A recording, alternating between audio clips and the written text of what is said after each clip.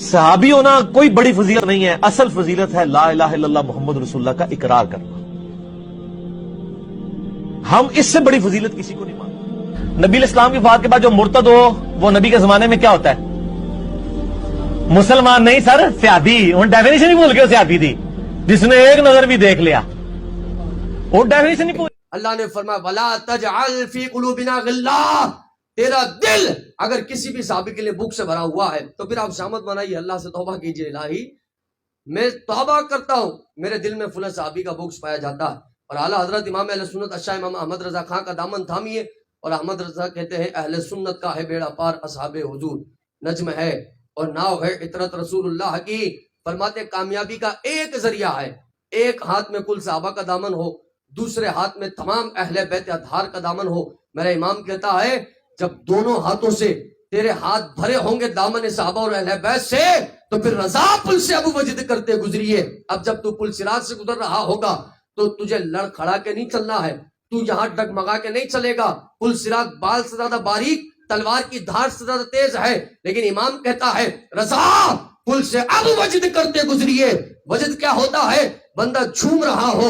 فرماتے احمد رضا اتنے باریک پل سے تو وجد کرتا ہوا گزر رہا ہے، یہاں تو لوگوں کو ڈر ہے کہ کہیں وہ یہاں نہ گر جائے، لیکن احمد رضا کا ایمان کیسا ہے؟ احمد رضا نے اپنے عقیدوں کو مکمل کر رکھا ہے، صحابہ اہل بیت کے دامن کو تھام لیا ہے، نبی کریم کی سنت کو تھام لیا ہے، اور فرماتے اور ڈرے وہ گرے وہ جس کا نبی نہ ہو، جسے نبی نے سنبھال رکھا ہو، وہ وجد کرتے ہوئے جنت میں داخل ہو جایا کرتا ہے۔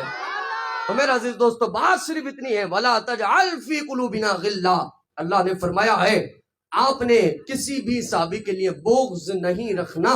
تو یہ جو اِصالِ ثواب کی میں نے آیت مبارکہ پڑھی ہے، اس پوری آیت پر عمل کرنا ہے کہ وَلِإِخْوَانِنَا الَّذِينَ سَبَقُونَا بِالْإِيمَانِ، کہ الہی ہم سے پہلے جتنے لوگ گزر چکے ان کی مغفرت فرما، وَلَا تَجْعَلْ فِي قُلُوبِنَا غِلًّا، اور ہمارے دلوں کو صحابہ کے بغض سے محفوظ رکھ، صحابہ کی محبت، اہل بیت کی محبت ہمارے دلوں میں نصیب فرما۔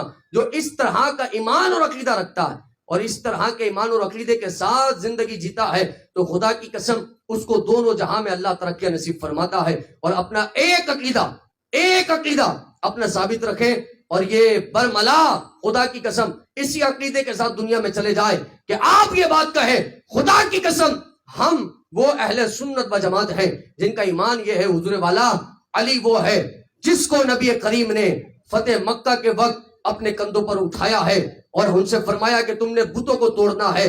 فرمایا حسین وہ ہے کہ جس نے نماز کی حالت میں میرے نبی کریم کی پیٹھ پر سواری کی ہے۔ تو میں یہ جملہ کہا تو ایک بندہ بڑی داد دینے لگا اور کہنے لگے واہ مولانا کیا جملہ کہتا ہے؟ میں کہا حضور داد یہاں نہیں بنے گی، ابھی میری بات مکمل ہو جائے پھر تو داد دے گا تو میں تجھے داد دوں گا کہ اللہ نے تیرے کو پکا مومن بنا دیا ہے۔ میں کہا اب بات سنتا چلا جا، علی وہ ہے جس کو نبی کریم نے اپنے کندھوں پر اٹھا لیا ہے، حسین وہ ہے کہ جو نماز میں نبی کی پیٹھ پر سواری کرتا ہے، اور ابو بکر وہ ہے جو ہجرت کی رات خود نبی کو اپنے کندھوں پر اٹھا کر چل رہا ہے۔